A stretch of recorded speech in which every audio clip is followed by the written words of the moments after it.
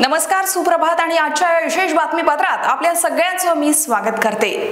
भूजलाशयीन पाचपहूर मत्स्य व्यवसाय सहकारी संस्था मर्या व भूजलाशयीन महिला मत्स्य व्यावसायिक सहकारी संस्था यांनी जीआरचे उल्लंघन करून 10 किलोमीटरच्या बाहेरील 5 सभासद घेतले आहेत। तरी या सभासदांचे सभासदत्व रद्द करण्याबाबत प्रकरणात त्वरित कारवाई करून केलेल्या कारवाईची माहिती अर्जदाराला पुरवण्यात यावी। दोन्ही संस्थेचे 68 सभासद आहेत। त्यापैकी एका संस्थेचा अध्यक्ष प्रकाश बोलेनवार तर दुसऱ्या संस्थेच्या अध्यक्षा रामगिरवार आहेत। त्यांनी महाराष्ट्र राज्य शासनाच्या जीआर प्रमाणे मूळ जन्मताच भोई समाजाच्या लोकांना सभासद करणे आणि 10 किलोमीटर आतील लोकांना सभासद करणे जीआर प्रमाणे बंधनकारक होते, परंतु भोई समाजातील 10 किलोमीटर आतील व्यक्तींना सभासद न करता अध्यक्ष प्रकाश बोलेनवार यांनी आपल्या जवळील मर्जीतील लोकांना जेणेकरून 10 किलोमीटर बाहेरील असून त्यांना हेतू पुरस्पर सभासद केले। त्यांचे नाव खालील प्रमाणे आहेत: लिंबा गणपत शिवरकार राहणार पांढरकवडा, रमेश शिवरकार राहणार पांढरकवडा, सुरेश कार्लीकर राहणार पांढरकवडा, अरुण संभाजी करलुके